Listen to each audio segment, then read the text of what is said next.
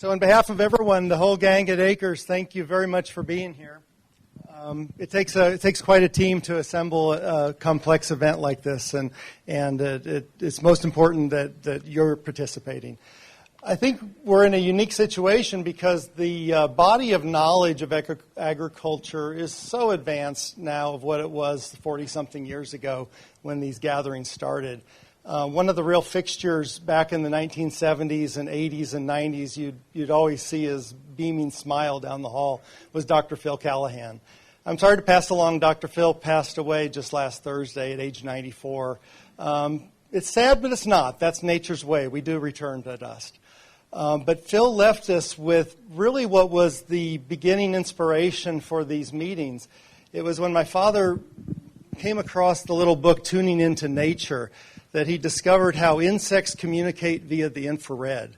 And oddly, that's how sick plants communicate. They emanate in the infrared.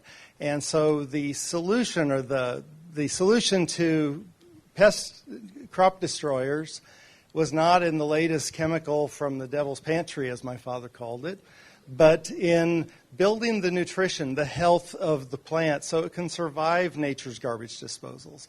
Well, our lessons have been piled on top of this with the lessons in balanced soil fertility and nutrient density and biodiversity, leaving us in a place now where the body of work of eco-agriculture is simply stunning. Tonight we're very thrilled to have with us Dr. Christine Jones. She flew all the way from Australia to be with you here tonight and talk to you.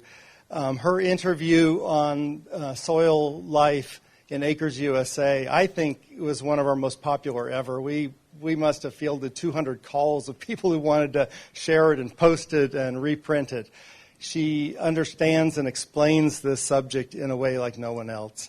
She's going to talk to you tonight about this vast underground connection, these superhighways of life in the soil that bring the minerals into our crops and the diversity that in turn builds our own health through a diverse microbiome in our bodies. She'll connect the dots. Please welcome Dr. Christine Jones.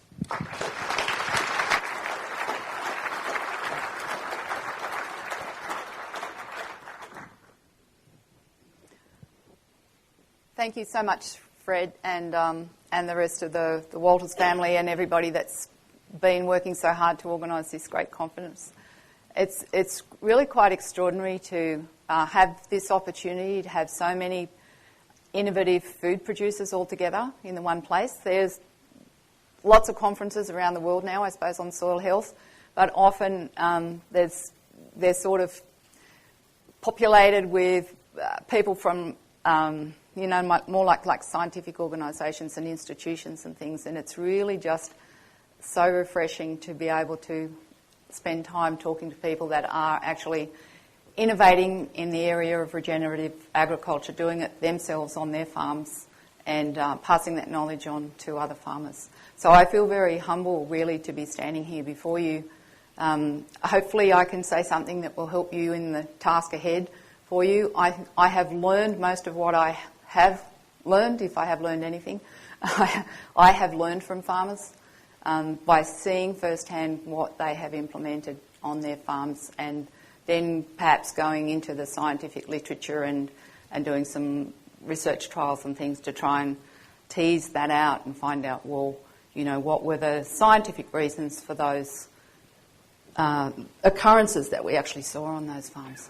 So it's very exciting for me to be here today. I think you'll find my message is quite simple. I intend that it is simple because I think the principles that we need to get back to farm in a regenerative manner and produce nutrient-dense food really are quite simple. But nature is incredibly complex, and the complexity behind this sometimes can be daunting. Unfortunately, there isn't any time or opportunity for questions tonight, but if you want to approach me later, if you did have questions about maybe some of the detail that goes behind what I'm talking about, then I'm happy to talk about that. I did have a workshop earlier in this conference, and some of the people that attended that workshop are here, so I said, well, tell me what you learned, and I was just amazed. I thought, well, why don't you come up here and you can give my talk. So, yes, thank you for being so receptive and really grasping it, which that's exciting for me, because I thought, yes, yeah, people are really getting this. So I'm talking about the liquid carbon pathway and really the magic of mycorrhizal networks. Liquid carbon pathway is a term that I coined about 20 years ago, and at the time I was working within the scientific establishment, and my fellow academics just totally poo-pooed the idea of exudates coming from plant roots having any significance whatsoever in the soil apart from the immediate rhizosphere around plant roots. Because they said, well, you know, sugar's coming out of plant roots, they're going to be consumed within milliseconds. They won't even be there for minutes, let alone hours, days, months, years. There is no way that they're ever going to contribute to the stable carbon pool. I'm grateful to see that that has now been turned totally on its head, and in the last few years, virtually all of the research has been focused on the liquid carbon pathway. It's called a whole lot of different things, but that's basically what they're talking about, and it's been recognised as the primary pathway for soil building. So I would just like to, if you're thinking that what I'm talking about is just my opinion, it is actually is supported now by a huge amount of research, which is great.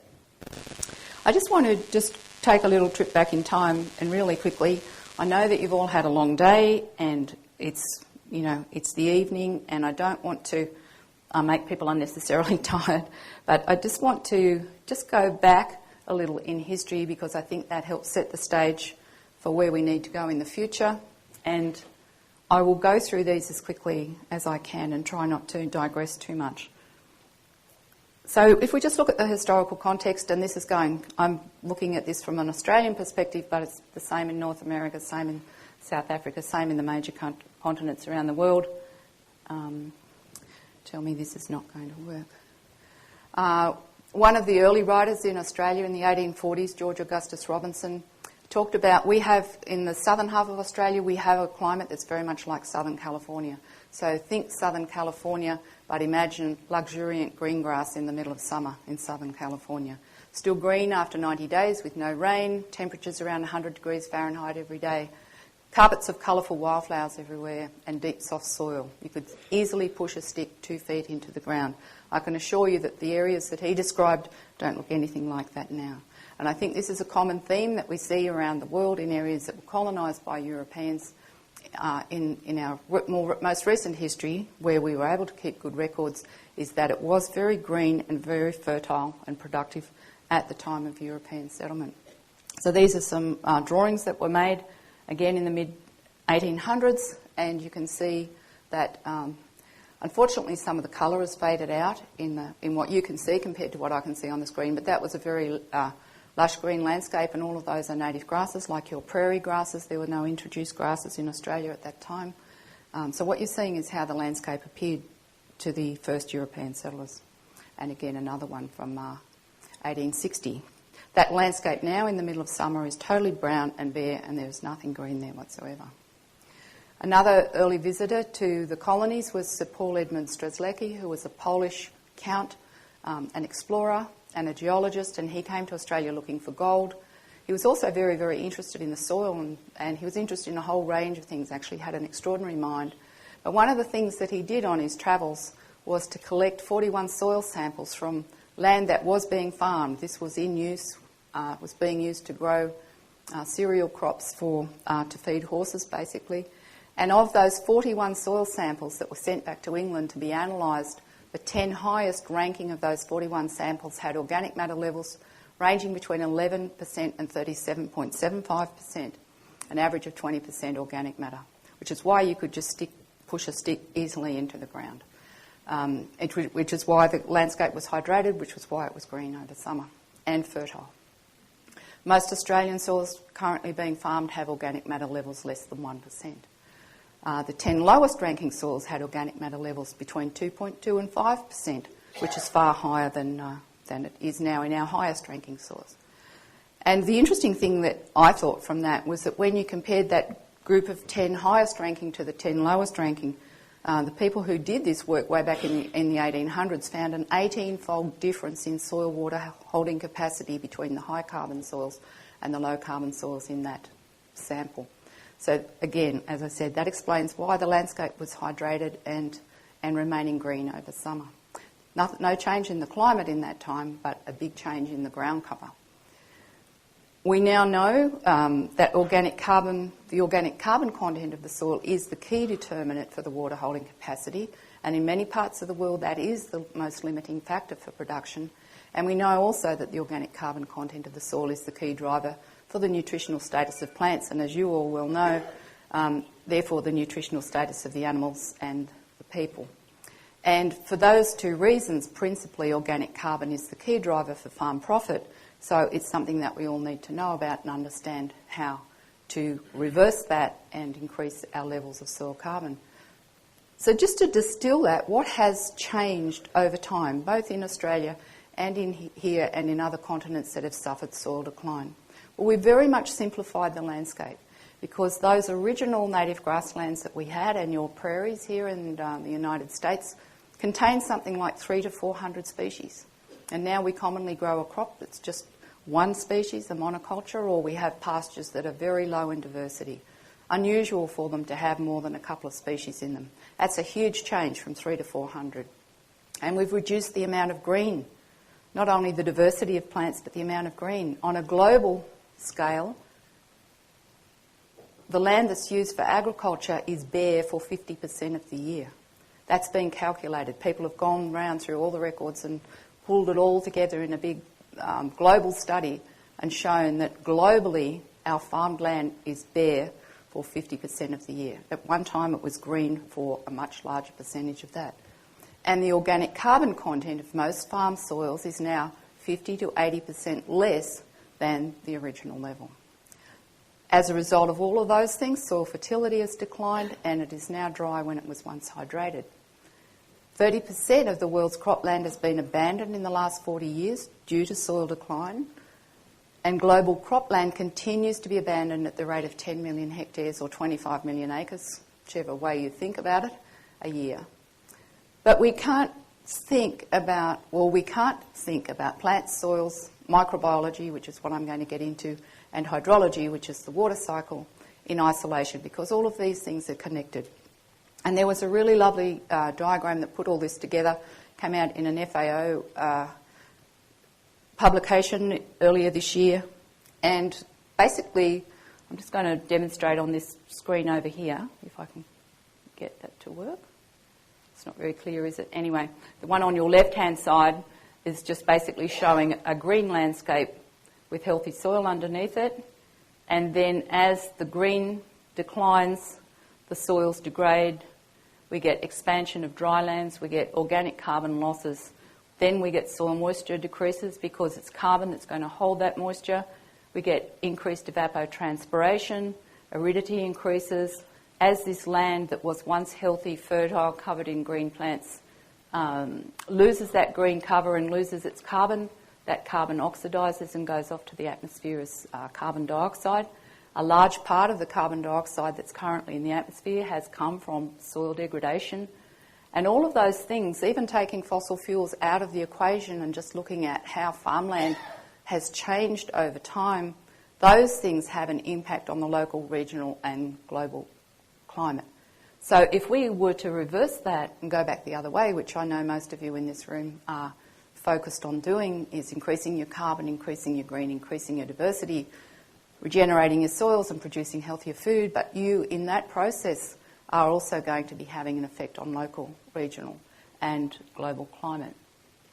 And we can get warming very much from just those factors alone.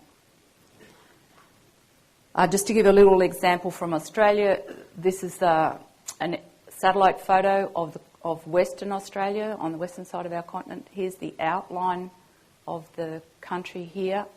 Just to the left of that is ocean, and the prevailing winds come across the Indian Ocean from the west to the east. So there's the clouds formations and the wind are generally moving across from the west to the east.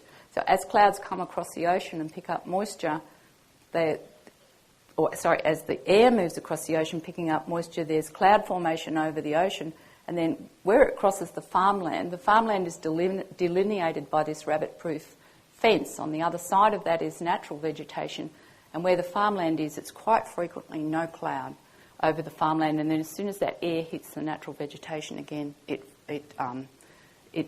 reforms clouds. So it's really quite extraordinary. These photographs demonstrate the effect that land management is actually having on that regional climate. But plants do a lot more than influence the dynamics of the atmospheric water cycle. I want to talk more today about what's actually happening in the soil and why the presence of green plants is actually the most important factor for soil health.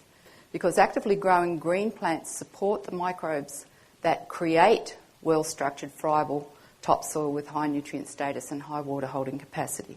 It's not really possible to have soil restoration without a wide range of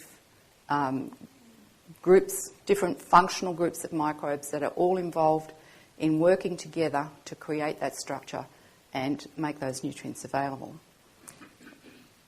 I just wanted to step back a little moment from that and just give you a really simple construct of how this actually works in the most basic terms. I'm sure you've all heard the phrase, the soil is the foundation of everything, because it's under everything. It's under our feet, maybe not so much at the moment, it's a long way down, but it's under our crops and our pastures, our livestock, our fruit, vegetables. Basically, when you're out on your farm, the soil is under everything. And so we have this construct in our mind. It's re-emphasised in textbooks on soil science, and people that are trying to sell you something to put on your soil, that we have a hierarchy that looks something like this. Sorry, I don't know whether that's even working. I think that's given up. Anyway, you can see there was soil at the base, and then you've got plants growing in soils and you've got animals eating plants. So I guess that it's easy for us to think about it that way. But the problem with thinking about it that way is that if our crops and pastures aren't performing as we'd like, or our animals aren't performing as we'd like, we want to go and collect a soil sample and send it off to the lab and see what's missing, and then we want to add something to soil to fix it, because we're thinking that it is the soil that is the problem, because this is the construct we have in our mind of this is how it works on our farms. But what if soil is not the base of the pyramid of life? Have we been directing our energies to the wrong thing? Today's soils are not deficient in minerals. There are a few isolated, very small pockets around the world where they are, and it's very, very unusual. People will say, oh, I've had a soil test done and my soils are deficient in this, this and this. And I say, yeah, that's those things aren't available they're not water soluble, or maybe even soluble in weak acid, but if you get X-ray diffraction or something performed on your soils, you will generally find that all of those minerals are there, and sometimes in massive quantities, particularly things like calcium, which is frequently the fourth most common element in your soil. They are deficient in plant-dependent microbes that will release those nutrients and make them available for your plants. So what we have to figure out is how do we get more of these plant-dependent microbes so that our soils become healthy again.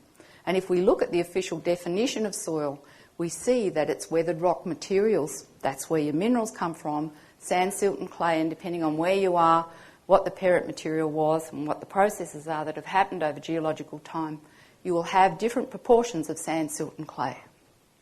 But that's probably not terribly relevant, because it all depends then what's happened to that mineral soil in terms of, has it been recently in contact with plant roots, what kind of roots, for how long, at what depth, all of these things. The most important factor that's relevant for soil fertility is plant roots.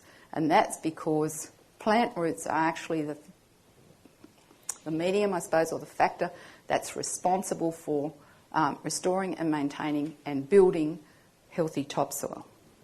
So green plants, this little bit of green grass up here at the top, is actually responsible for building that huge depth of soil that you see there.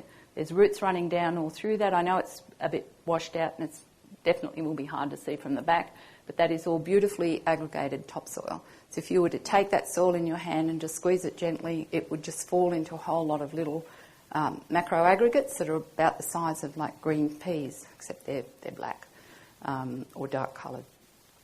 So the only thing that can turn mineral soil into fertile topsoil is the presence of green plants and their roots. And when this process is taking place, when we see soil forming taking place, you can never see the plant roots. You can never see the plant roots because they're covered in soil, and it's the microbes that are living on the sugars around the plant roots that are producing sticky substances and working together to pull that soil together around plant roots. And that's what it will look like. If you very gently pull plants out from the ground, you'll see that there's a whole lot of soil sticking around the roots, and I'm going to talk a little about what's actually happening inside those. When that happens, it's called a rhiza sheath, what's happening inside those rhiza sheaths, and sometimes we see it more as sort of lumps. It's interesting. Lumps like that, that we call macroaggregates. So what's happening inside those macroaggregates? Why is this so important that it's actually shaped like that? Well, a macroaggregate is a whole lot of microaggregates, which are those orange shapes in there. The orange shapes are formed by bacteria that also produce polysaccharides. They produce sticky substances that pull soil particles together into microaggregates, into little lumps. And then the fungi that are living around plant roots, the fungal hyphae actually pull the whole group of microaggregates together into a macroaggregate. And if you're interested in studying that diagram in detail or reading more about it, there's an article on my website called Nitrogen, the Double-Edged Sword, that actually explains that in detail. It's probably a bit hard for you to see that from down the back of the room, and I won't spend too much time talking about that, except to say that this is a very, very specialised environment. This is a microbial hotspot in the soil. It's the factory where humification takes place. Humification is a process whereby soil microbes are going to make a polymer, which is humus, by joining carbon, nitrogen, phosphorus and sulphur together, and also incorporating soil minerals such as aluminium. I know you pronounce it differently, but we say aluminium, and iron are all part of the humic molecule. And that process requires that nitrogen is being fixed from the atmosphere at the same time as carbon atoms are being joined together to form these large molecules. I don't know whether you can see it from the back of the room, but there's little yellow ellipses, little yellow spots all over that diagram. They are colonies of nitrogen-fixing bacteria. They're obtaining their energy from the carbon compounds, the sugars and other things that are coming out of the plant roots, and they use an enzyme called nitrogenase or nitrogen reductase, same thing, to fix atmospheric nitrogen. We could spend all day talking about that process, so I'm just going to leave it at that. But it's not possible for those bacteria to fix atmospheric nitrogen and transform it into a plant-available form in the presence of oxygen. Oxygen completely inhibits that process. So on the legumes, you probably say legumes, but things that you're familiar with, like clovers and other plants in that family, you know that they're fixing nitrogen if they have those little nodules on their roots. And inside a nodule on a legume, you'll find high sugar levels, high moisture level, and a low partial pressure of oxygen. And under those conditions, those nitrogen-fixing bacteria are able to convert atmospheric nitrogen. Every plant on the planet is able to form an association with microbes in the soil that can fix nitrogen, but in order for that to happen, they must have rhiza sheaths, which I'll show you a little more of later, or be forming macroaggregates around their roots, because unless that environment's created, the nitrogen can't, that transformation can't proceed. And it's interesting how the bacteria and the fungi work together to do this. This is what we call self-organising. Nobody's telling them how to do this. Somehow or another, these little tiny things that don't have any brains, theoretically, are self-organising themselves to form aggregates and rhizosheaths so that they can then fix nitrogen, which goes to their host plant, and the healthier the host plant and the better the host plant grows, then the more sugars are exuded and the healthier or the better it's going to be for the microbes that live around plant roots. So the same way that the microbes in our gut control us to a certain extent, because it's to their benefit to have a healthy host. Hey everybody, hope your spring and summer is going well for you. We have 2 summer events that we want to make sure that we talk about. The other event is July 11th, and is our second annual Viroqua On Farm event. It'll be in Viroqua, Wisconsin, 9 a.m. to 4 p.m. Our speakers for that are Will Winter, Steve Campbell, Gary Zimmer, and Brian Dotery from Understanding Ag. And this one we will talk about livestock, regenerative grazing techniques, holistic animal health, and grazing economics. Head to the description. We'll have links for both events in there, and we hope to see you at one of these events this summer. We also see a very parallel sort of situation taking place in the soil, that it is to the benefit of the bacteria that are plant dependent for their host to thrive. So they will try and self-organise themselves to create these kinds of structures. If we do something like apply synthetic nitrogen fertiliser, for example, then we totally disrupt this mechanism and it doesn't happen. So the very thing that we're trying to do, which is to get nitrogen into our plants, is going to be disrupted if we bypass this process and apply nitrogen in the synthetic form. So as I said, humus is made of carbon, nitrogen, phosphorus and sulphur. The nitrogen must be fixed biologically within that specialised hotspot in the soil. And if you add those things together, they add to about 70%. The other 30% are minerals in the soil, particularly aluminium and iron. So it's an organo-mineral complex. It becomes part of the soil matrix. It cannot be extracted from soil. You can take extracts from humus, like humic acid and fulvic acid, but they are not humus and they do not behave the same way as humus. In the same way as if you have a tree that's photosynthesizing, the green leaves are forming sugars. Those sugars are moving around in the sap of the tree. The tree itself is joining those carbon atoms together to form longer chained compounds such as cellulose, which is what the leaves are made from, and such as lignin, which is what the trunk of the tree is made from. But you can't extract wood from a tree. It is either wood or it isn't wood. You can extract things from wood, like tannic acid, but they don't have the same properties as wood. I think that's just a good analogy to think of. You can't extract wood from a tree. It's either wood or it isn't. You can't extract humus from the soil. It is either humus or it isn't. When it is humus, it's part of the soil matrix. So it's very difficult to study in the laboratory. In fact, it's impossible to study in the laboratory. The only way to study it is to use fibre optic cables and that sort of thing to look at it in situ in the soil. So the liquid carbon pathway always starts with photosynthesis. We must have translocation of sugars to the roots, and that will obviously going to be interrupted by a lot of the things that we use in agriculture, high analysis fertilisers, pesticides, insecticides, fungicides. All of those things are going to inhibit translocation to the roots. We have to have aggregate formation, which will require specific functional groups of microbes, and only then can we have humification. And once we achieve that, when we start getting humification happening in our soil, then we achieve all of the other things that we want for a productive, healthy, resilient farm, which is going to be good water holding capacity and high nutritional status for our plants, our animals, and the people consuming the food. So the first two steps of the liquid carbon pathway require the presence of green, actively growing plants, and the third and the fourth step require a diversity of beneficial microbes, and I'm going to be emphasising that diversity in a moment. So to get back to my point about what is the basis of life on your farm, fertile humus-rich topsoil is a product. It's actually a product. It's not something that was just there and it's now gone. It's a product of photosynthesis and microbial resynthesis. So it's photosynthesis, not soil, that forms the base of the pyramid of life on your farm and every natural ecosystem as well in the world. So our triangle should look like this. The base of the triangle is photosynthesis, which requires green plants. They have to have light, they have to have carbon dioxide, and they need water in order to photosynthesize. They have to have good root systems.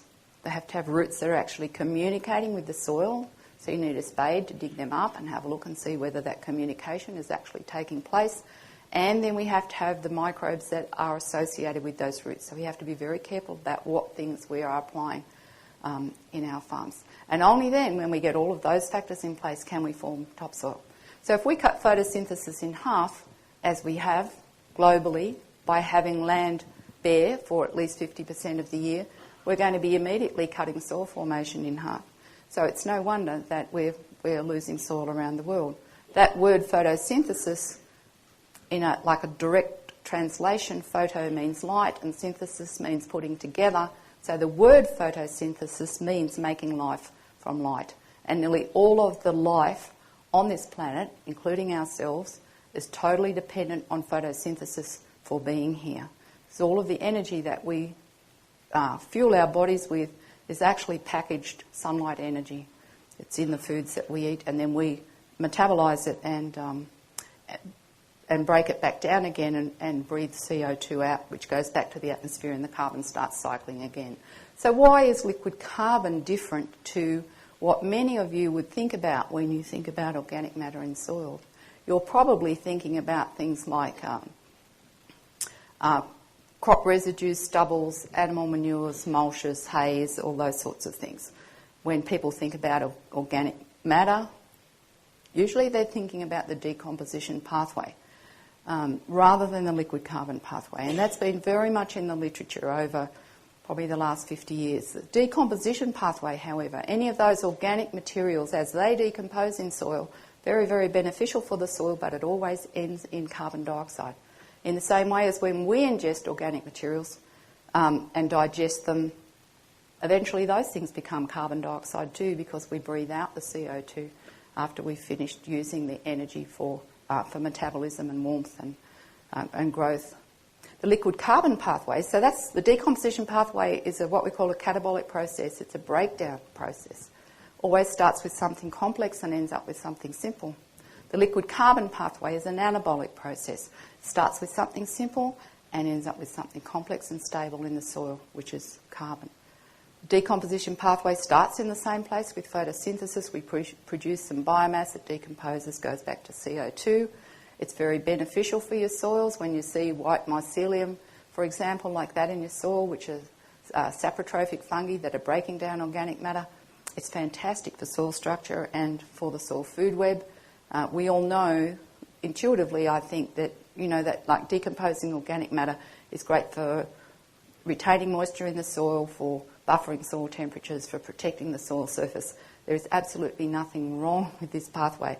All I'm saying is that if you look at what's there in my hand on the left side, unless there's organic matter being continually added to that, it is going to decompose and become the mineral soil that's on the right-hand side. It cannot remain stable because it is not a stable carbon compound. It is organic matter. It is not stable soil carbon.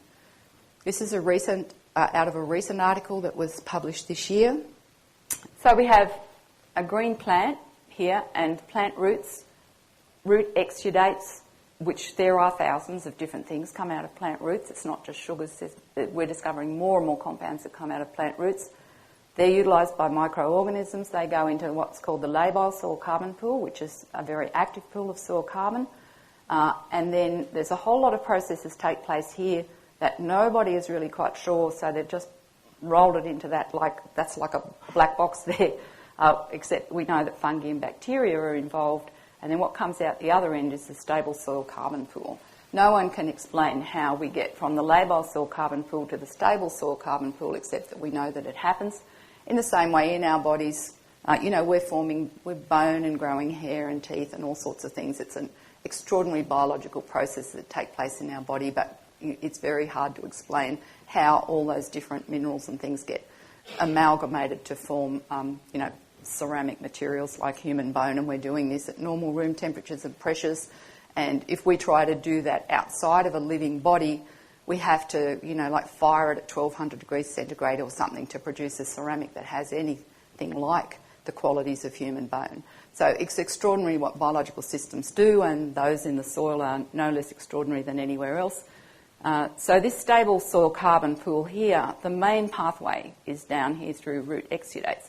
But the other pathway is involved as well. So we've got some leaf litter here that's organic materials that are formed of lignin, cellulose, hemicellulose. They are going to be broken down to some extent. Some will go back as CO2 and some will come into this labile soil carbon pool. And we know that some of the metabolites that are produced during, particularly fungal metabolites from the breakdown of lignin, for example, are important in accelerating this whole stabilisation process. So it is important, but this is the primary pathway. So if this is the primary pathway, How do we get more green plants? How do we get more root exudates? How can we actually accelerate this to rebuild soils as rapidly as possible? So what we know now is that photosynthesis and plant root exudates are actually the primary pathway for soil building. So it all comes back, if it's coming back to photosynthesis, it doesn't really matter what you're producing on your farm, whether you're a big time grain farmer with thousands of acres of grain farm, or whether you're just working in your vegetable garden at home, or whether you're growing livestock, producing eggs or fruit, vegetable, it doesn't matter. You are first and foremost a light farmer. You are farming light and repackaging that light into some kind of a saleable product. But what you need to know is how to do that at the same time as building your soil, because then you're going to be able to be more productive and more profitable in producing those products. And there are only 2 rules for light farming. It's pretty straightforward. We just need to build photosynthetic capacity and enhance photosynthetic rate. They are very different things. We talked about this quite a bit in the workshop yesterday, but I'll just try and give you a brief sort of insight into what those things might be. Photosynthetic capacity is basically, if you were to look at an area of land, how much green is there? How much light is being intercepted there? How much light's being intercepted there? That's pretty easy, isn't it? There's none. And how much of our farmland around the world looks like that? Or, why can't we have it looking like this? And the great thing about having a multi-species cover crop, for example, like this, apart from some of the other things I'm going to talk about in a moment that are happening underground, is that when we have a diversity of plants in that mix, we have a diversity of plant shapes, like leaves that have different angles to the sun, overlapping leaves, some leaves up like this, like our grass plants, some leaves that are out like this, and they're intercepting a much larger percentage of the light that's falling than would happen if you had plants that all had the same leaf shapes. So it's important to have a whole lot of different kinds of plants. Like diversity doesn't mean you've got 10 different kinds of grasses. Diversity means you've got some grasses and some non-grasses and plants that are, if possible, warm season, cool season, and have different, like what we call different functional groups of plants, because it all makes a difference, and I'll talk a little while later about why. So some people were saying, well, the problems with our soil is that we cultivate it, and so they've just gone to like minimum till, zero till, no till, different name in every country that you go to. We call it direct drilling. And spraying out all the green plants, poisoning all the green plants. Well, there's no photosynthesis there. And we've got a whole heap more toxic chemicals than what we had when we were cultivating the soil. So we really haven't advanced. If we're looking at those 2 rules for light farming, we haven't gone very far down that track by taking that road. And why couldn't it look like that? Instead of being like that, why can't it look like that? Well, there's lots of reasons why it won't look like that, and that is because the neighbours will be ringing you up every day saying, that looks really untidy, and look at all those weeds that you've got there in your cultivation, and you should go and do something about it. It's because we're so used to seeing it bare that people get quite upset. It creates a lot of social tension in rural communities when people start keeping green areas where other people think it should be bare. It's what we've got used to, having it look bare. They think bare looks neat. And you would be amazed how much social pressure is applied to people who say, well, I'm just going to keep it green. Again, how much photosynthetic capacity is there. We could go to the same environment and have the same breed of livestock, and there's no reason why they couldn't be why the ground couldn't be covered with grasses that are tolerant to that environment and grow well in that environment. So just to give you an example now of a couple in Western Australia, 2 farmers in Western Australia, who are in an area where the universities, the Department of Agriculture, and our National Research Organisation all say that you must keep ground bare over summer between crops. We grow our crops in winter time in Australia. Our winters are mild and moist, and our summers are hot and dry, like Southern California. It must be kept bare over summer because if you allow anything green to grow there, it will carry diseases from one winter to the next. It will use up all the moisture from one winter till the next. It will deplete all the nutrients from one winter to the next, and it's considered very poor management to allow any green plants to grow there. So it's very hard to break that trend and do something different. This is what 6 million hectares, which is like 15 million acres or something, of Western Australia look like over summer. This will be sprayed 2 or 3 times to keep it bare, because that is best management practice, apparently. The Haggertys, this is taken from the neighbour's paddock right next door to them. Over summer, they let their summer weeds, which happen to be warm season annual native grasses, which are highly productive, they just let them grow because they have sheep, and it's much better for sheep to be hitting that than trying to find something on that. Believe it or not, people do put sheep out on those stubbles. So their sheep are healthy, they can carry more sheep, they have an extra income from the sheep that they produce. They actually grow lambs and they sell grass-fed lamb into Perth, which is the capital city in Western Australia. So it's hugely beneficial for them to be doing this, and you would think beneficial for the landscape, but they have had so much pushback from their neighbours and from departments. It is not possible. They have tried and tried and tried to get Grains Research and Development Corporation people, CSIRO, which is our national research organisation, local universities and Department of Ag people to actually come and have a look and see what's happening on their farm, and nobody will even come and have a look, because this is just so socially unacceptable that you can't do this. It's amazing, really, you'd think, but it's true. Luckily for them, the Wheatbelt NRM, which is the Natural Resource Management Group that provides us educational support for the Wheatbelt, decided to do a survey of 50 random farms just to see what their soil carbon levels were, and Haggertys were included in that survey. It was just kind of like just pull the names out of a hat, and it was really, really fortunate that they happened to be. So an independent soil scientist came and collected soil samples from their paddock and from that neighbour's paddock that I've just shown you. I've just mixed my slides up. So just to show you, after they've had those green grasses over summer, when they grow their wheat in the following winter, they see roots that look like this. Ah, wow. It does work.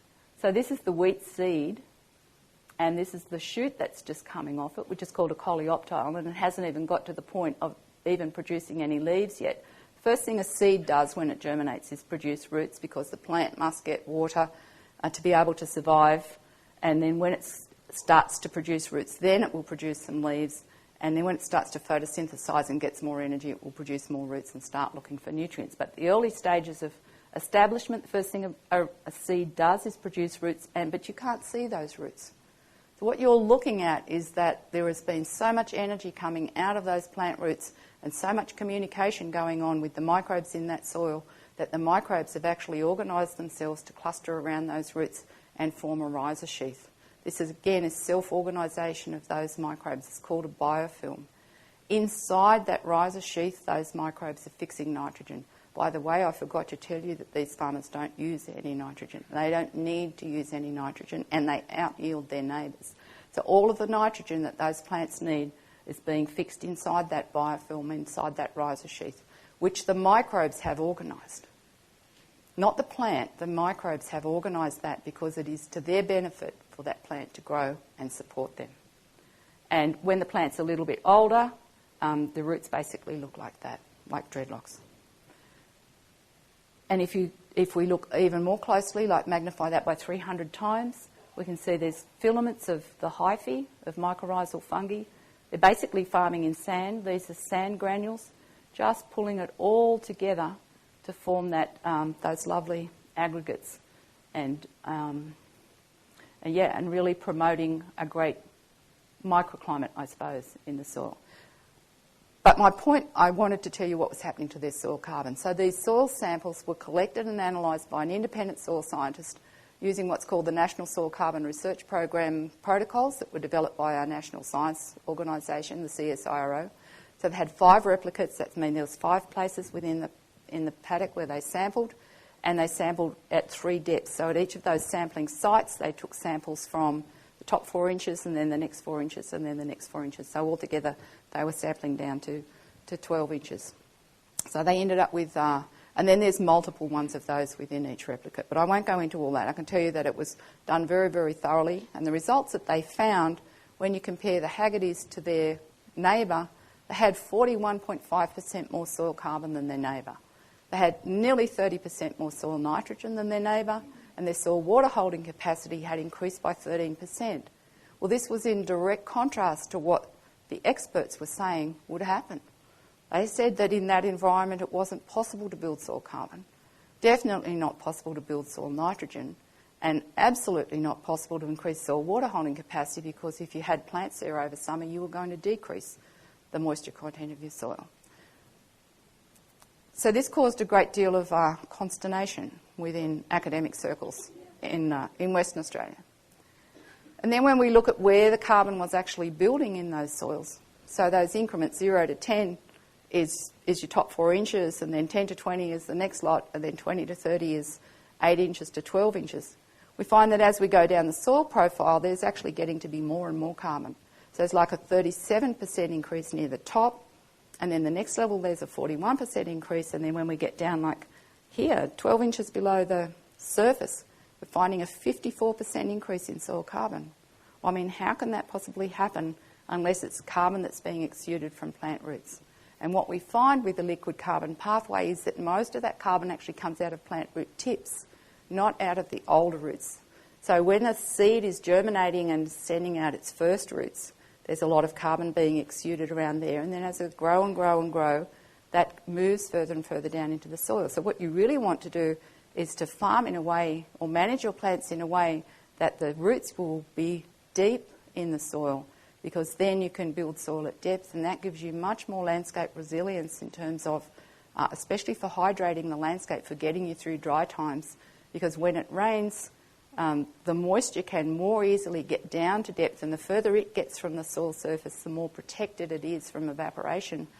And once it's down like 12, once you've got moisture down like 12 inches, it's not going to evaporate really, it's only just going to be available for transpiration by the plant. And when you look at the total water budget, transpiration from plants is a very, very small part of the total water budget. Evaporation is a large part. In Australia, normally evaporation accounts for around 90% of the rain that falls, 90% of it will evaporate. So that means we're just operating on the 10% that's left. If we can get that rainfall to depth, then we have a much larger percentage than 10% to operate on. Deep roots are going to be the primary pathway for getting that moisture down into the soil and being stored at depth. If we apply synthetic fertilisers to our crop plants like wheat, like they're growing, they will not form deep roots. They will not have rhizosheaths around the roots. They will not be able to fix their own nitrogen. So we're taking away the role of microbes by applying that nitrogen, and we're going to change landscape function and hydrology and a whole lot of other things, as well as cost farmers more money, because then we have a plant with a dysfunctional root system that's not able to obtain the nutrients that it needs, and it's going to have a poor immune system, and we have to apply insecticides and fungicides, and you know all about that. The increase in organic nitrogen that accompanied that increase in soil carbon was 800 kilos of nitrogen per hectare. 800 kilograms per hectare is the same pretty much as 800 pounds per acre. So 800 pounds per acre of nitrogen was the increase that the scientists measured when none had been added. How did the microbes do that? Well, the Haggertys just followed two very simple rules. They increased photosynthetic capacity by having green plants all year as far as climate allows.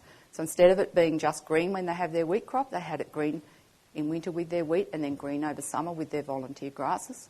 And they increased photosynthetic rate by replacing synthetic nitrogen and phosphorus fertilisers with vermiliquid, which is just a worm leachate or worm juice, and compost extract, which is a different thing to compost tea, and I'm sure you're all aware of the differences. Very, very low rates. I think we worked out yesterday, it's 5 litres per hectare. It's probably about half a gallon on an acre. Like it's just, you know, if you had it in a container, it's about this much on an acre of land. And they put that on their seed. They just auger their seed through that mixture, and then liquid inject is just where you have a few drops just going down the drill line as the tractors are out planting the seeds. And then after planting, there's a 1 foliar spray, again at the rate of about half a gallon per acre, goes out over that crop. And that's all that they do to that crop. the Brix levels in their weed. I'm sure all of you are familiar with using a refractometer and measuring Brix levels in your plants, up to 28, and the Brix in the neighbours just across the fence, usually around 2 or 3. And in fact, throughout the wheat belt, you can sometimes find Brix levels down as low as 1/2, very rarely over 3, and yet farmers that are farming biologically, not necessarily using the same sorts of principles as the Haggertys are using, will have Brix levels up over 20. So that's going to be very important for disease and insect resistance. Hey there. Did you attend our Eco-Ag conference this year in Madison, Wisconsin? Well, if you didn't, or if you did, we've got the recordings now available. Get on-demand access to every session with the Eco-Ag recordings. Learn directly from the pioneers of soil health, livestock integration, and profitable regenerative systems, all at your own pace. Speakers include Gabe Brown, Alan Williams, John Kemp, Joel Salatin, and a lot more. We also have additional products that include the full-day workshops done by Matt Powers, John Kemp, Nigel Palmer, Jordan Green, Mark Shepard, and Austin Unruh. These workshops are in depth and will help you dig deep on the presenters' topics. Grab your recordings now at conference.eco-ag.com/24 recordings or find the link in the notes. Because the best investment you can make is in your own knowledge. Now back to the show. So what about photosynthetic rate? I said that they increase photosynthetic capacity and they also increase photosynthetic rate. Well, obviously, some of those things that they've applied to soil have helped to support the soil microbiome. But what we now know about the soil microbiome, about the microbes that live around plant roots and generally in the soil, is that they are pretty much in control of what's going on above ground. Because we can see plants and we can't see the microbes, we tend to do all our research on plants, or a lot of it, and we forget about what's actually happening underground. But the microbes in the soil, once they start to form those relationships with plant roots, and when you see soil sticking to plant roots, which means the microbes are basically organising themselves to produce biofilms and things and start working in a symbiotic type relationship with those plants, they will start dictating what's going on in terms of how fast that plant's photosynthesising. Because the faster a plant photosynthesises, the more sugar it can generate and the more microbes it can feed. It's probably a little bit like if we consume sugar and we get the sort of bacteria in our large intestine that feeds on sugar, those bacteria, when you stop eating sugar, will send very powerful neurotransmitters to your brain to say, eat more sugar, and you will crave sugar because if you stop eating sugar, they die. So they've got a pretty big influence over what's going on in your brain. We think we're in control, but it's the microbes that are in control if we let them. Now, in the soil microbiome has a huge effect on what happens to plants and a lot of the biochemical reactions that take place in plants. Plants can photosynthesize 20 or 30 times faster than they do if they're just sitting there not having to really photosynthesize any faster than they need to just to produce some leaves and some roots. If we apply high analysis synthetic fertilisers and provide all the nitrogen and the phosphorus that they need, they will be photosynthesizing at a very low rate. When the microbes are actually drawing on that carbon and sending messages back to the plant to photosynthesize faster, it will. And I'm going to show you some examples of that. And the key microbes that are responsible for drawing carbon from plants and affecting their photosynthetic rate are mycorrhizal fungi. So of all the, and remember, when plants are photosynthesizing faster and there's more carbon coming out of their roots, then we're going to be building soil faster because this is the primary pathway for building soil. So we know that Brix is important for things like insect resistance and disease resistance and quality of the food and how sweet things are or how flavourful things are. But your Brix levels are incredibly important for soil building because remember that photosynthesis is your primary pathway for building topsoil. And of the most important microbes as far as we know today in this are mycorrhizal fungi. So if we go back to that diagram that I showed you this morning where we have green here and then when we lose the green we lose soil carbon and we lose moisture and fertility and structure and profit. everything else goes once we lose the green. What is actually happening under that green? Well, this is just an example of a diverse native pasture in Australia. There's 78 different grasses in that natural pasture. Nothing there is introduced, and there's a whole lot of other non-grasses in there as well that you can't see, native legumes and that sort of thing. The grass is the dominant thing. We call them grasslands, but in fact, your original prairies and our original grasslands were about 40% grass and about 60% non-grasses. It's a shame we call them grasslands in a way, because then we've just got this undue emphasis on grasses. We need to think about all the non-grass things, because they have a very powerful effect on what happens in our soils. So if we have a look under a natural grassland that's a healthy one, we'll find out that if we just took 2 yards by 2 yards, like a square, 2 yards by 2 yards, and just go down 4 inches deep, and we dug all of that soil out and we pulled all the hyphae of mycorrhizal fungi out from that soil and joined them all together end to end, they would actually stretch right around the equator of the Earth, just in 2 yards by 2 yards to a depth of 4 inches. That is a lot of fungal hyphae. So just imagine, and that's just one of the groups of microbes that are in your soil. It's quite extraordinary. In fact, I can't really get my head quite around it. And mycorrhizal fungi, I'm sure you're all very well aware of how important they are as ecosystem engineers and all of the things that they do in soil. For anybody that's not, I'll just very quickly, here are plant leaves, plant roots, and then the yellow bits, the gold bits, are the extension to plant roots, which are the hyphae of mycorrhizal fungi. The most important thing that they do for plants is to bring water back in dry environments. They can bring water from quite a long way, and they're also very significant for bringing macronutrients like nitrogen. They'll move nitrogen in the organic form. They'll move it as it's transported as amino acids. So you never actually have to have any inorganic nitrogen in your soil at all. You don't need any ammonium there. You don't need any nitrate there. If you have proteins in the form of all the invertebrates and things that are living in your soil and they're dying and decomposing and releasing amino acids into your soil, they can be directly uptaken by the hyphae of mycorrhizal fungi. In fact, that is the most efficient transport mechanism to take them as amino acids. It's a totally closed circle. They can't be leached.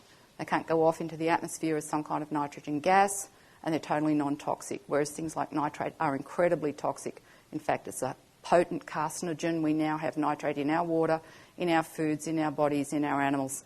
We shouldn't have any nitrate anywhere in our ecosystems, and that's a very big downside to synthetic fertilisers, but I'm not going to talk about them tonight.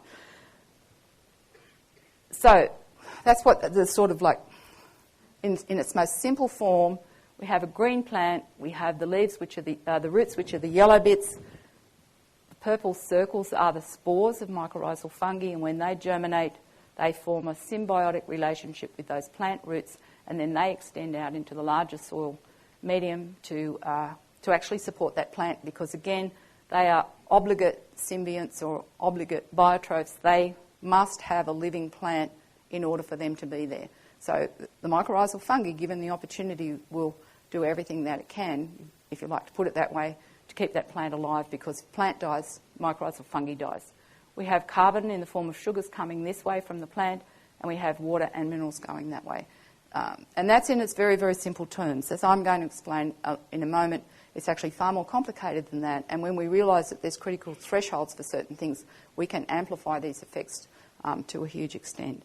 If we have a look at a cross-section of a plant root just to see what's happening, mycorrhizal fungi actually colonise the internal cells of plant roots, and these are called arbuscles. So we call them, the ones that you have in your crops and pastures are arbuscular mycorrhizal fungi. If you have trees, then you have ectomycorrhizae, which don't do this. But most of you, in your vegetables and everything, you'll be looking at endomycorrhizal fungi, which form these arbuscles. An arbuscle is just an exchange site within a plant root. That's a close-up of one. It looks a bit like a broccoli or a little tree or an animal lung. So from the plant cell, we have carbon streaming this way into the arbuscle, and then coming the other way, we have water and nutrients going to the plant. Whatever it is that the plant needs, it will signal through this pathway to the mycorrhizal fungi and to all of the other microbes that they're connected to in the soil, like bacteria, particularly bacteria. For whatever mineral the plant needs, it will send signals through that pathway, provided it's there, and the microbes will use the energy coming from the plant to make those minerals available and transport them back. So we have bidirectional flow. We have carbon moving in this direction, and we have nutrients and water moving back in that direction. Again, no one is able to explain how that can happen. There's no dotted line down the middle, so you keep to this side and you keep to this side. We have materials moving in two directions at the same time, and there is no explanation for it except that we know that it happens. It's quite extraordinary. Biological systems are amazing. This is carbon moving now from the plant root out into the soil, and again we'll have water and nutrients going back this way. If we look at this photo here is a plant root tip or even a plant root hair, and these are the strands, the hyphae of mycorrhizal fungi coming out from that plant root. So when you see how dense they can be, and you can imagine that they're coming out in all directions, like you're looking at it two-dimensionally, but they sort of look like a bottle washer or something. They're sticking out in all directions. You can see how if they were excreting like sticky substances all the time and pulling soil particles together, when you see that photograph, you can kind of imagine how that macro aggregate is formed with the hyphae of mycorrhizal fungi pulling everything together to form those lumps that you see, those aggregates that you see around soil roots. And again, when you look at the photos that I showed you before from the Haggertys and just think of all those hyphae, they're actually pulling all those soil particles in together to form those rhizosheaths around the plant roots so that the plant can fix nitrogen. And this is another close-up of it, just showing what it actually looks like if you can get inside that rhizosheath with a high-powered microscope and see these wonderful webs of the fungal strands between the soil particles. I showed you that one before. This next photo is exactly the same place. This is taken on the Haggerty's place. The next photo is the neighbour's place, where they are using high analysis fertilisers. They don't have mycorrhizal fungi around their roots. This is what their plant roots look like. Okay, so how are they going to feed themselves? They're going to be totally dependent on what the farmer applies. And that's when you see clean roots, that's what you're looking at. Okay, you never want to see clean roots on your plants. I'm running out of time, so I'm just going to skip over this, I'm sorry, because I want to talk to you about common mycorrhizal networks. Okay, so some very interesting things happen to soils when we increase plant diversity. So most of what we've been looking at is just like one plant, one species of plant, one species of mycorrhizal fungi, and looking at the interactions between those. Because in a laboratory, you do have to simplify things to a certain extent. You can't have 10 different kinds of plants all there and 10 different sorts of mycorrhizal fungi. It just makes it too complicated. So we're very much focused on reducing that, making it very simple, and also looking at it mostly from the plant's point of view. But when we increase plant diversity, we see a whole lot of amazing things happen. And we have to remember that actually when you're out in your fields and you're looking at your plants, you're just looking at what's on the top of the ground, and there's going to be an amazing diversity of plant roots there.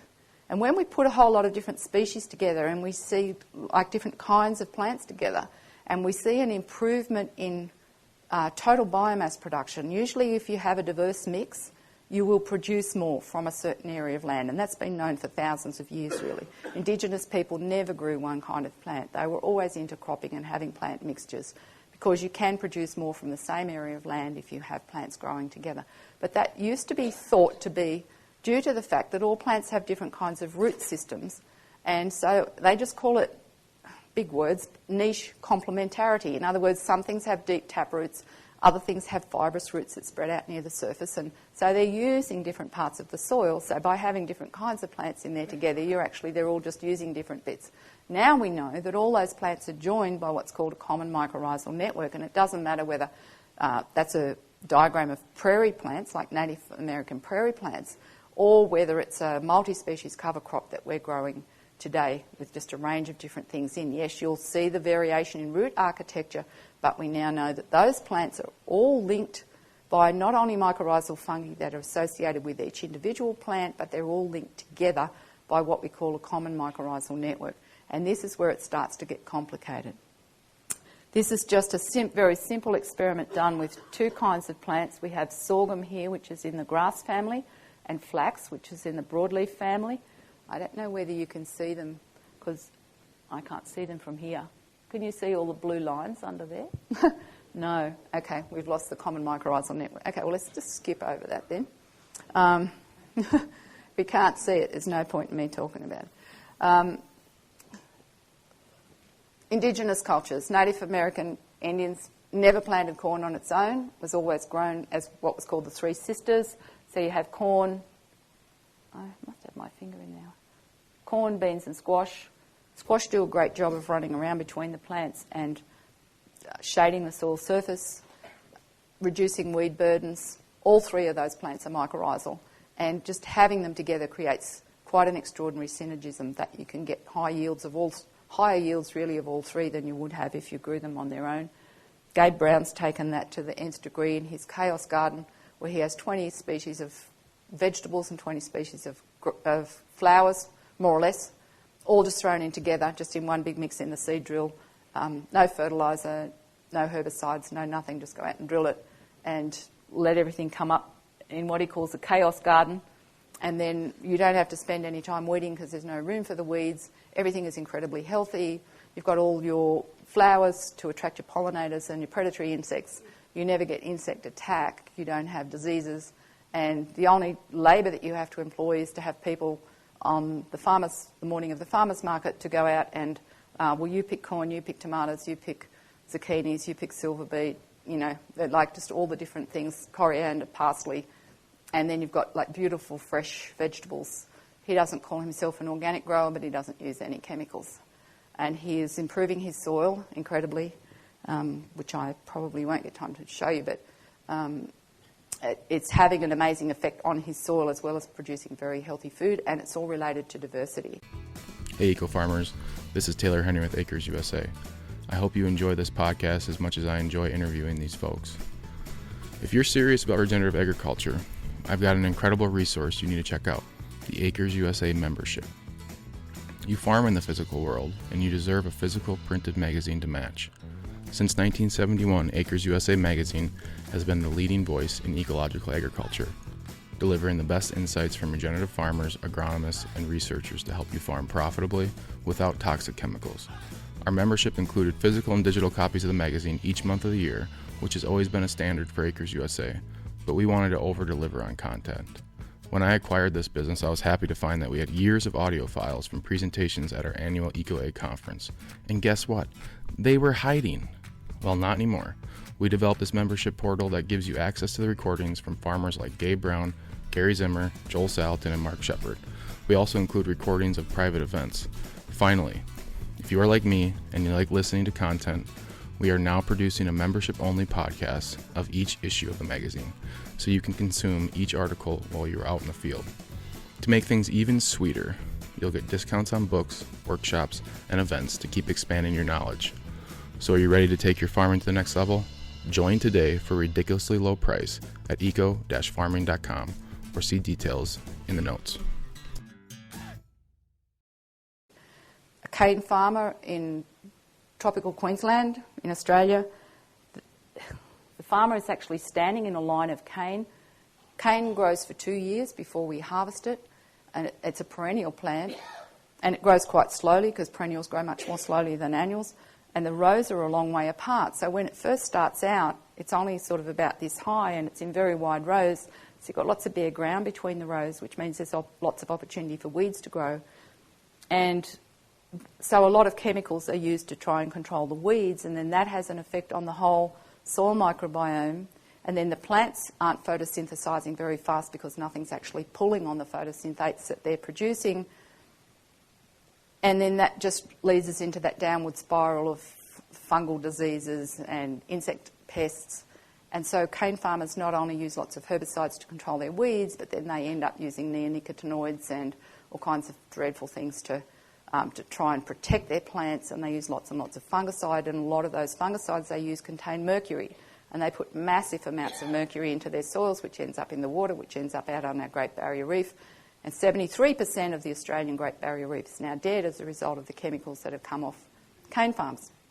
This farmer plants a multi-species cover crop, including sunflowers, in between the rows of his cane so that he doesn't have to weed it because there's no room for the weeds. And now, because of the diversity that he has, and I'm going to try and explain this in a moment, which is what I wanted to get to, how diversity changes everything, he doesn't have to use fungicides anymore. So he has, and you can imagine what his neighbours think, right? If it's bad enough with the Haggertys just having some grasses growing in their fields, he's got sunflowers. That is pretty obvious when you're driving past that he's doing something a bit strange. So he's having a few social problems at the moment, and it's at least he's able to talk to people like me, or there's a few people that he can talk to that realise he's actually not mad. He's not mad at all. Okay, so some other things that happen with diversity. So that, in what we're seeing in that situation, is that it's controlling not only weeds but also fungal diseases. We see lots of things related to nutrition of plants. These photographs are from Ontario in Canada, and it was a demonstration farm, or a research farm really, where there was a whole lot of plants that you would use in multi-species cover crops grown as single species, so that you could just see what does radish look like, what do sunflowers look like, what does Phacelia look like, and you were able to just walk down the rows and just look at all the different plants that you can use for cover crops. And then they had mixes, like here's a 3-way mix, here's a 5-way mix, here's a 9-way mix of all sorts of different things. Blake Vince, I know a few of you have mentioned that you know Blake Vince. He's pretty heavily involved in some of these trials. So this particular one is just radish growing on its own. And right next to it, on the right-hand side, is a mix.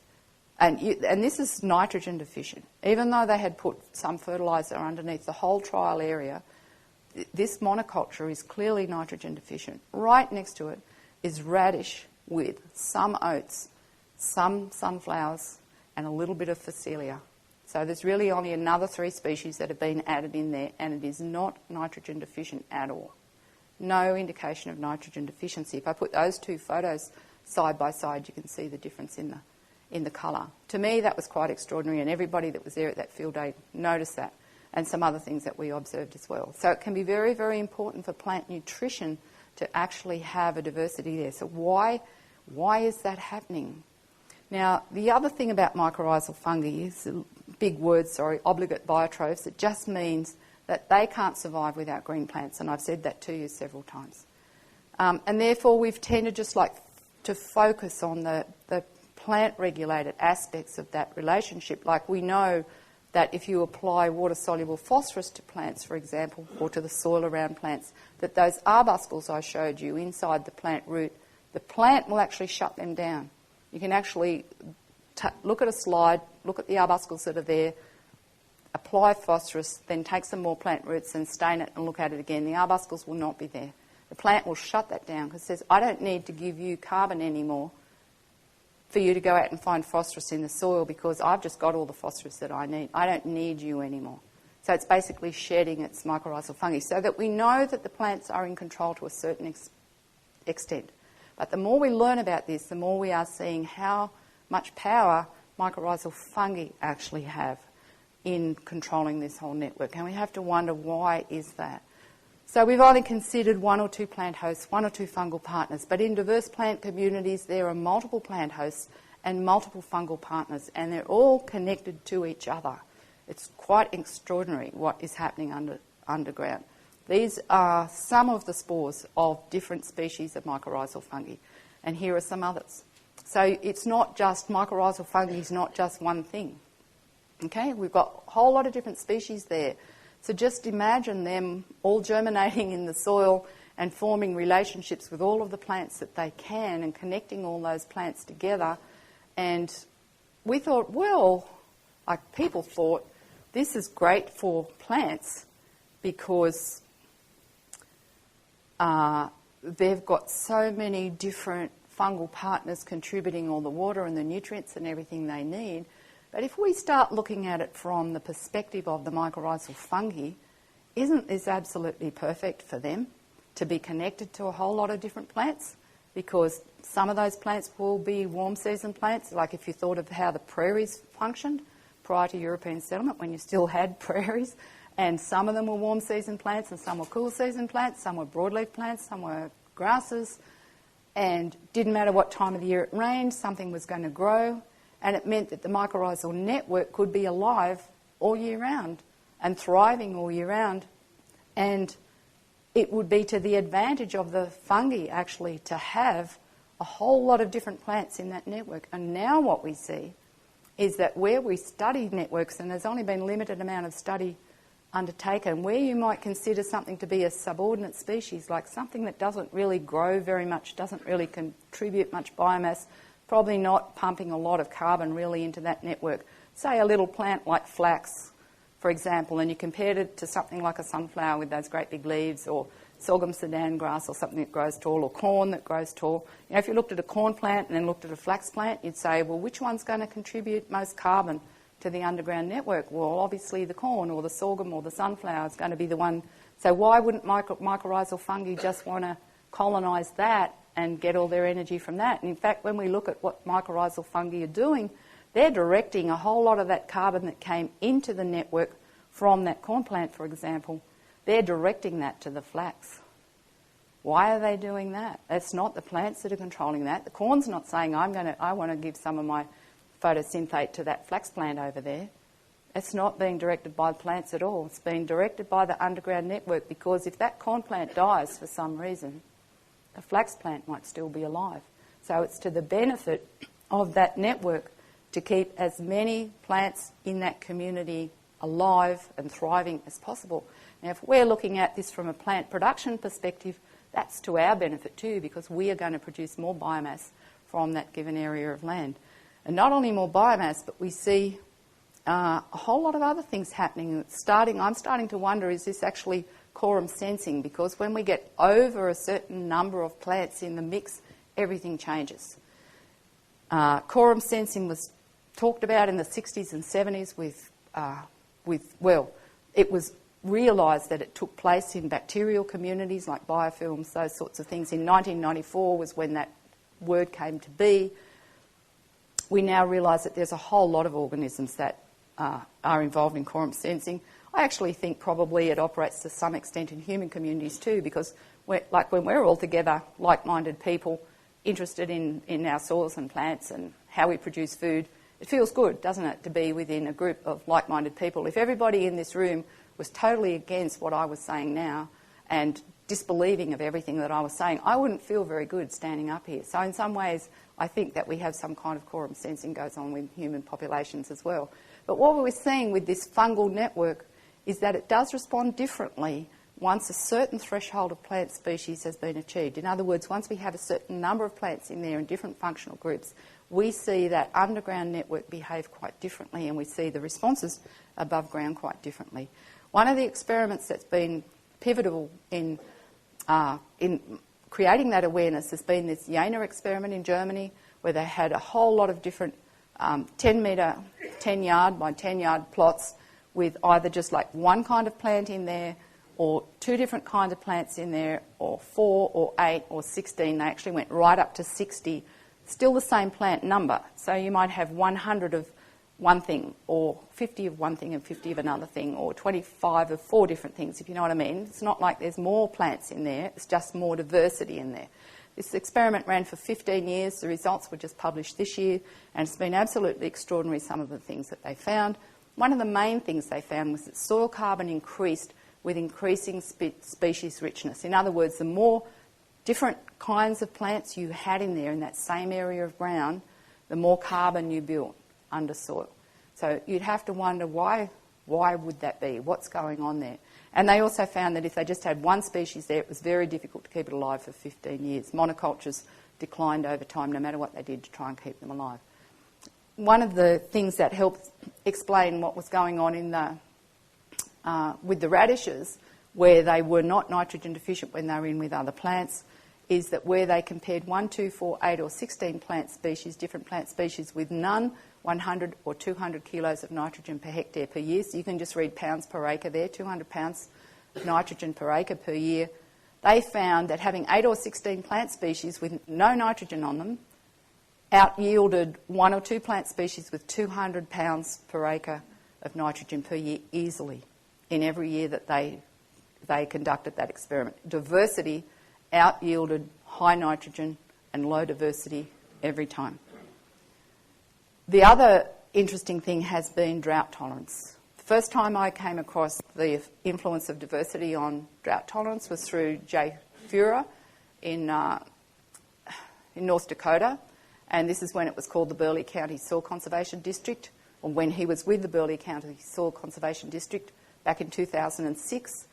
They planted a whole lot of, again, they had monocultures of different sorts of crops that you could use for multi-species cropping. So they had like monocultures of oilseed radish, monocultures of sunflower, monocultures of hairy vetch, monocultures of oats. And then they started putting all these different plant types together into mixes of, there was either just one plant in an area or 2 plants or 3 plants, and they went all the way up to 8. 2006 was a very dry year. All of the mixes that had 1, 2, 3, 4, up to 7 plants in them failed, just like this oilseed radish that you're looking at here. Produced virtually nothing. When they had 8 species together in a mix, that's taken on the same day. Was like, what drought? Those plants showed no indication of any kind of drought stress.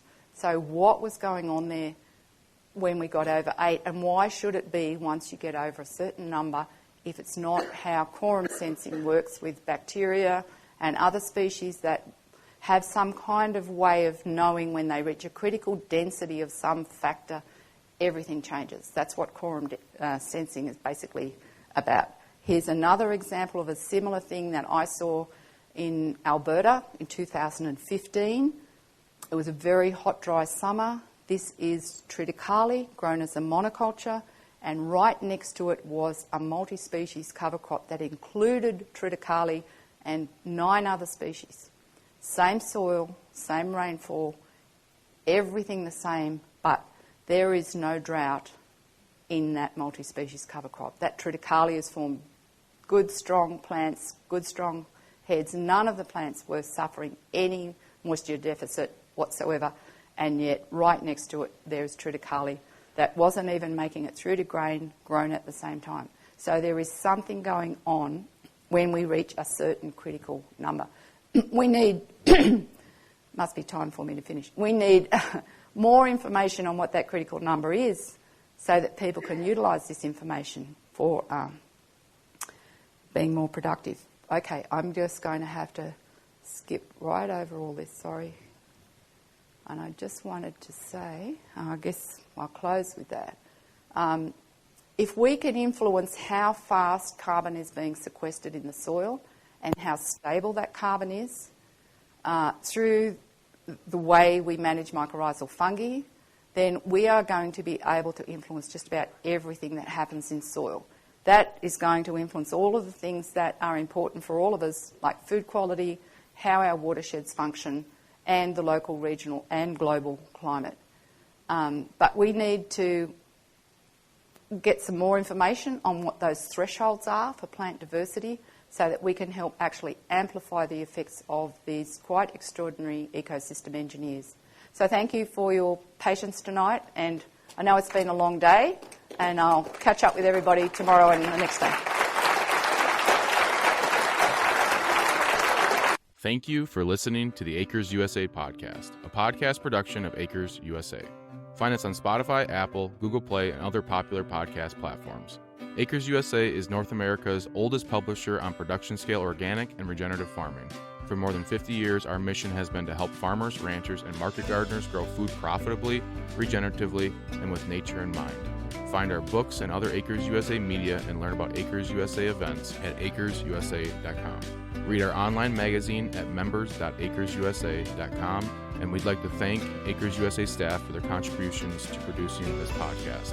This episode was edited and engineered by Weston Larson of Acres USA.